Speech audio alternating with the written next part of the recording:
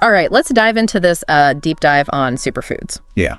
You know, it seems like every day there's a new food or drink being touted as the next big thing. It's true. For our health.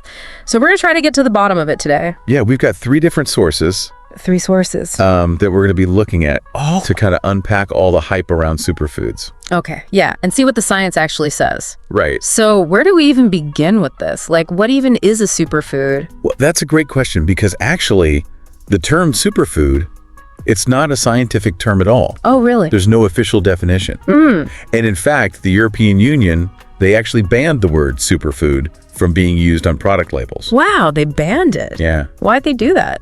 Back in 2007. Okay. Unless there was like very specific scientific evidence. Oh, so they were trying to cut through all the marketing hype. Exactly. It was all about like, protecting consumers from misleading claims. That makes sense. Yeah. So, I mean, it's important to remember that no single food holds like the key to perfect health. Right. But that being said, there are definitely some foods that are more nutrient dense. Okay, so it's not like there's a magic bullet food. Right. But some foods definitely pack a bigger nutritional punch than others. Exactly. Okay. So let's get into some of these so-called superfoods and see what the research says. Berries always seem to be like at the top of every superfood list. Yeah, they're a classic. So what is it about berries that makes them so special? Well, you've probably heard that berries are packed with antioxidants. But it's not just the quantity of antioxidants, it's the types of antioxidants that make berries unique. Okay, so not all antioxidants are created equal. Right. So, for example, blueberries, they're really high in these specific antioxidants called anthocyanins, which are powerful anti-inflammatories. Anthocyanins. Yeah. And inflammation is a factor in so many chronic diseases. Yeah. From like heart disease to diabetes to even like Alzheimer's disease. Wow. Okay, so it's not just about eating any old berry. There's actually a science behind why certain berries might be beneficial for specific health concerns. Exactly. That's fascinating. So, like, what about the color of the berry? Does that tell us anything about the types of antioxidants? Yeah, actually it does. The color of the berry can give you a clue about what kind of antioxidants it contains. Oh, interesting. So, like, eating a variety of colorful berries ensures that you're getting a wider range of those beneficial compounds. That makes sense. So it's kind of like eating the rainbow when it comes to berries. Yeah, exactly. Okay. Speaking of colorful foods, avocados are another one that seem to have reached like superfood status. Yeah, for sure. What's the deal with avocados? Is it just the healthy fats? Well, avocados are a great source of healthy fats. Yeah. But they also provide a surprising amount of magnesium. Oh, magnesium. Which plays a crucial role in regulating blood pressure and blood sugar. Okay. And a lot of people are actually deficient in magnesium. So getting it from a delicious source like avocado is a win-win. So it's not just about what avocados don't have, like bad fats. Right. It's also what they do have that makes them so beneficial. Okay. That's fascinating. Yeah. What about lemons? I always think of lemons as, good for like a vitamin C boost or something. But do they actually qualify as a superfood? Lemons are interesting. Okay. Because they've been traditionally used for like boosting energy levels and improving metabolism. Really? Yeah. And some of this might be attributed to their vitamin C content. Okay. Which is essential for energy production. Right. But there may be other compounds at play as well. So like a squeeze of lemon in your water might actually do more than just like add flavor. It could, yeah. I'm starting to see there's a lot more to these foods than meets the eye. Okay, what about nuts and seeds? I love snacking on nuts, but I always hear like conflicting information about whether they're actually healthy because of the fat content. Yeah, I think that's a common concern. Yeah, it's true that nuts are high in fat. Right. But it's the good kind of fat, unsaturated fats. And those have actually been linked to a lower risk of weight gain and obesity. Really? Yeah, and here's the interesting part. Okay. Some studies suggest that snacking on nuts can actually help with weight management. So wait, hold on. Yeah. You're saying that snacking on nuts could actually help me lose weight? Well, it's not about like losing weight specifically. Okay. But because they keep you feeling fuller for longer. Oh. It can prevent overeating. So it's about that satiety factor. Exactly. Okay. That's really interesting. So are there like studies that specifically look at this connection between nut consumption and weight management? There are. Yeah. And what they're finding is that the combination of healthy fats, protein, and fiber in nuts all contribute to that feeling of fullness. Gotcha. Which can help prevent, overeating. So it's not about cutting out fat altogether. Right. It's about choosing the right kind of fat Exactly. and incorporating it in a balanced way. Yeah. Okay, nuts and seeds are officially back on my snack list. I'm always looking for healthy ways to stay satisfied between meals. Speaking of feeling full and satisfied, what about those dark leafy greens? Are they truly as super as everyone says they are? They really are nutritional powerhouses. Okay. Like kale, spinach, collard greens. And while they're definitely packed with vitamins and minerals, one of their key benefits comes from their high fiber content. Okay, so fiber is good for digestion? Right. It's essential for digestive health, but it also plays a role in reducing the risk of certain cancers. Yeah. Like colorectal cancer. So a simple salad can actually be a powerful tool in cancer prevention. Potentially, yeah. That's pretty incredible. What about those ancient grains that have become so popular lately? Is there really something special about them, or is it all just marketing hype? I mean, the term ancient grains is definitely kind of a marketing term. Yeah. But it's used to describe grains that have remained largely unchanged over centuries. So, what kind of grains are we talking about here? So think like quinoa. Okay. Amaranth, spelt, things like that. So they haven't been processed or refined as much as some of the more modern grains. Exactly. And that means that they retain more of their natural nutrients. That's okay. Including fiber, antioxidants, and vitamins. Okay, so it sounds like whether it's an ancient grain or a more familiar grain like brown rice or barley, the key is to choose whole grains over refined grains whenever possible. Oh, yeah. Okay, so it's more about choosing grains in their most natural, unprocessed form rather than getting caught up in the latest trends. Right. Okay, that makes sense. So we've talked about berries, avocados, lemons, nuts and seeds, dark leafy greens, and whole grains. Are there any other superfoods we should be adding to our grocery lists? Oh, absolutely. There's so many more. Okay, like what? Let's talk about citrus fruits. They're often overlooked because they seem so commonplace. Right. But they're a fantastic source of vitamin C and fiber. Plus, they're low in calories and high in water content. Citrus fruits are always so refreshing. But I never really thought of them as being particularly super. Yeah, they don't always get the same attention as some of the other foods we've talked about. Right. What about those fermented foods we keep hearing about, like kefir and yogurt? Do they live up to the hype? Yeah, fermented foods have definitely gained popularity in recent years, and for good reason. Okay. They're a rich source of probiotics, which are those beneficial bacteria that contribute to a healthy gut microbiome. Right. So gut health is really important. It is. And research suggests that a healthy gut microbiome is linked to a whole range of health benefits. Oh, wow. Like what? Well, everything from improved digestion to stronger immunity.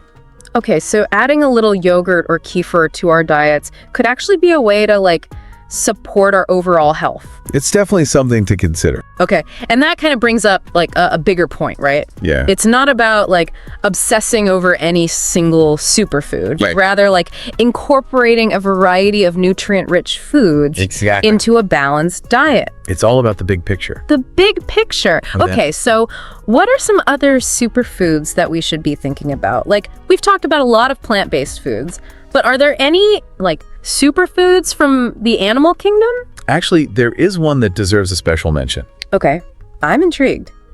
Dark chocolate. Wait, seriously, chocolate can be a superfood. This is the best news I've heard all day. Well, not just any chocolate. We're talking about dark chocolate, at least 70% cacao. Okay, so the really good stuff. Yeah. But why is it considered a superfood? What's so special about it? Well, cacao is loaded with antioxidants, even more than green tea or red wine. Oh, that's impressive. And those antioxidants have been linked to a whole host of health benefits. From reducing inflammation to improving heart health to even protecting against certain types of cancer. I never thought I'd hear chocolate and cancer prevention in the same sentence. I know, right? So what's the magic behind it? Well, it's those potent antioxidants in cacao that help protect our cells from damage. Okay. And reduce inflammation throughout the body. And because inflammation is at the root of so many chronic diseases, right, anything that can help combat it is a valuable tool for overall health. This is incredible. I'm starting to see that superfoods can be found in the most unexpected places. So what other surprising superfoods are out there? We've got a lot more ground to cover. Oh, man. But we'll have to save those for part 2 of our deep dive. Okay, stay tuned, folks. Yeah. We'll be back soon to reveal even more superfood secrets. We will. Welcome back to our deep dive into the world of superfoods. Before we took a little break, we were talking about how even dark chocolate can have some surprising health benefits. So what other unexpected superfoods are out there? Well, you might be surprised to hear that something as humble as a sweet potato could be considered a superfood. Sweet potatoes? Really? I always thought those were just, sweet. Are they really that nutritious? Oh, they're incredibly nutritious. Sweet potatoes are packed with vitamins, minerals, and fiber.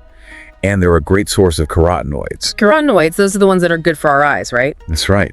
They're important for eye health, but they also play a role in preventing chronic diseases. Okay.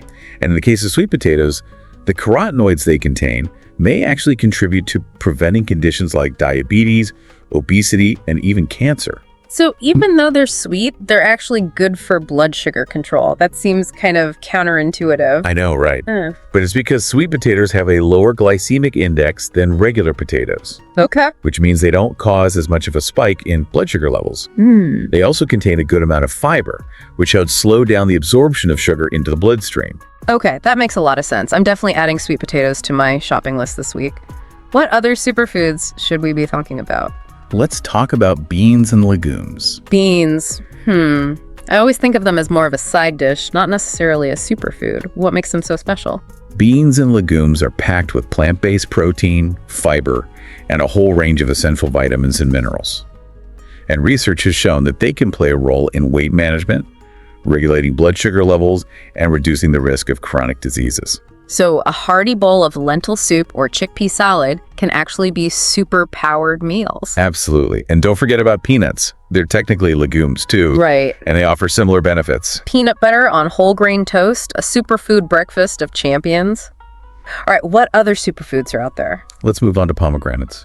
They're those fruits with all the tiny seeds. Yeah. That can be a bit of a pain to eat. Yeah. But they're well worth the effort. Pomegranates, I know they're good for you. But what makes them stand out as a superfood? Those tiny seeds are packed with antioxidants, even more than green tea or red wine. Wow, okay. So what are the benefits of all those antioxidants? Well, pomegranates have been linked to improved heart health, reduced inflammation, and even protection against certain cancers. So they're not just tasty, they're also potentially good for our hearts, our brains, and even our DNA. Exactly. And remember, we were talking about those anthocyanins in blueberries. Pomegranates have those too. Oh, right. Along with other potent antioxidants that may even contribute to DNA repair. Pomegranates are like tiny cellular repair crews. It seems like every food we talk about has some amazing benefit. It's hard to keep track of it all. All right, what else is there? Okay, let's switch gears and talk about a superfood that comes from the sea. Seafood. Seafood? That's a pretty broad category. Are we talking about all types of fish or just specific ones? Well, while all fish are good sources of protein, yeah, some are particularly high in omega-3 fatty acids. Okay. Which are essential for brain health, heart health, and reducing inflammation. So which types of seafood are we talking about here?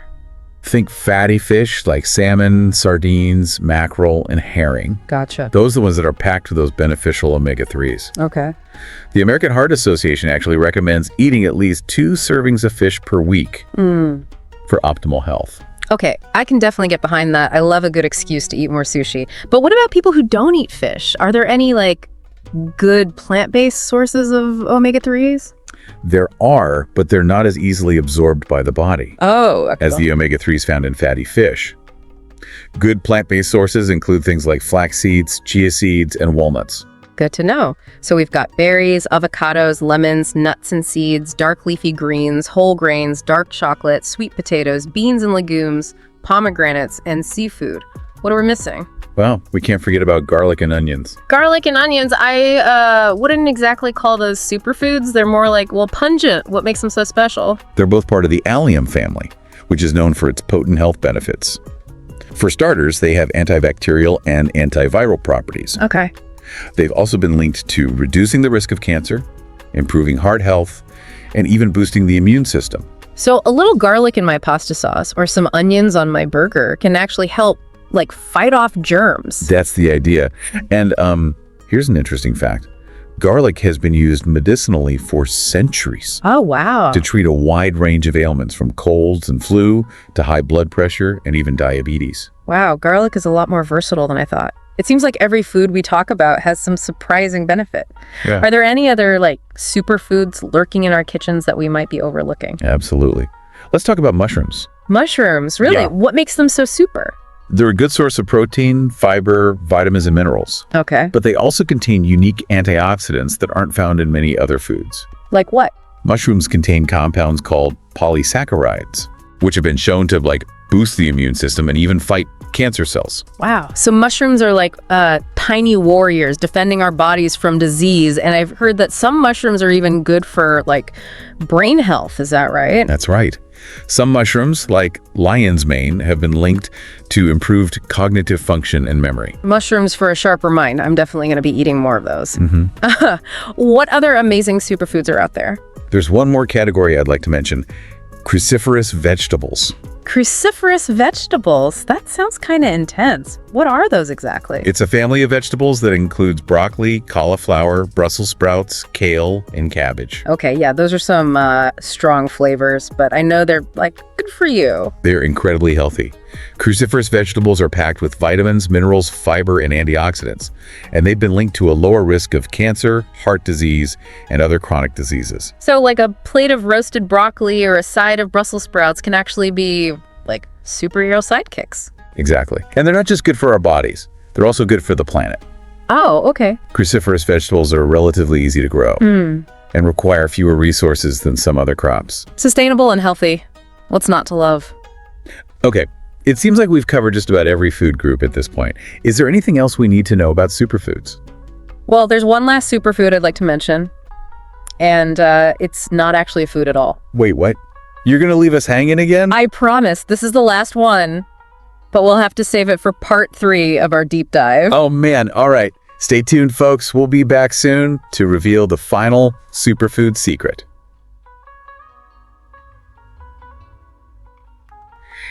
Welcome back to our superfood saga. Before we left off, you hinted at a final superfood that isn't actually a food at all. Yeah, that's right. Okay, I'm on the edge of my seat. Okay. What is this mysterious superfood that defies categorization? It's water. Water. Seriously. I mean, I know it's essential for life and all, but Yeah. I never really thought of it as a superfood, Well, think about it this way. Water is involved in pretty much every single bodily function. Okay. It carries nutrients to our cells. It helps regulate our temperature. It flushes out waste products. It keeps us hydrated on a cellular level. Right. All of these processes are absolutely crucial for our Yeah. overall health and well-being. Okay, yeah, when you put it that way. Yeah. Water does sound pretty super epic. But, I mean, I feel like we all know that we need to drink water, right? We do. So what's the, deep dive insight here? The surprising part is that most people simply don't drink enough water. Really? Even mild dehydration can lead to things like fatigue, headaches, difficulty concentrating. And a lot of people actually mistake those signals for hunger or other issues, Oh, wow. when the simple solution might be just drinking more water. So you're saying staying properly hydrated Yeah. can actually boost our energy levels and sharpen our mental focus. Absolutely. That's amazing. And is there any research to support that? There is. There's even research that suggests drinking enough water can aid in weight management. Really? Potentially, because staying hydrated helps us feel fully Okay. and can curb those cravings Yeah. for sugary drinks or snacks. Okay, that makes sense. So it's not just about our brains and our energy levels. Oh, yeah. It's also about managing our weight and our overall physical health. Exactly. And plus, it plays a vital role in kidney function Okay. and can even help prevent kidney stones. Wow. I guess we really do underestimate the power of plain old H2O. Yeah, it's easy to get caught up in all the fancy superfoods Right. and forget about the basics. The basics. So is there anything else we should know about water? Is all water created equal? That's a great question. Yeah. The answer is no. Not all beverages are created equal. Oh. So sugary drinks like soda and juice, Yeah. they don't provide the same hydration benefits, Okay. and they can actually contribute to dehydration. And then, drinks containing caffeine, those can have a diuretic effect. Oh, right. And it can actually increase fluid loss. So it's not just about how much we drink, but also what we drink. Right. Water should be our go-to beverage. Hey. For optimal health and hydration. I'm definitely feeling inspired to like fill up my water bottle right now. Okay, so as we wrap up our deep dive into the world of superfoods, what are some key takeaways for our listeners? I think the biggest takeaway is that the term superfood is more of a marketing concept than a scientific one. Right. There's no single food that can magically transform your health overnight. Right. And it's important to be critical of any claims that suggest otherwise. Right. It's not about searching for that one magic bullet food. Exactly. But rather like embracing a holistic approach to nutrition and well-being. Exactly. It's about building a sustainable and enjoyable way of eating. Right. That incorporates a variety of nutrient-rich foods. Right. And that includes plenty of water. Well, of course. Of course. But, you know, don't get so caught up in the latest trends that you forget to listen to your own body and find what works best for you. That's such a great point. We've explored so many amazing foods today. We have. But the real superpower, I think, lies in creating a diverse and balanced diet that supports like our individual needs and preferences. Couldn't agree more. Awesome. Well, hey, thanks for joining us on this superfood adventure. Yeah, thanks for having me. And until next time, happy eating.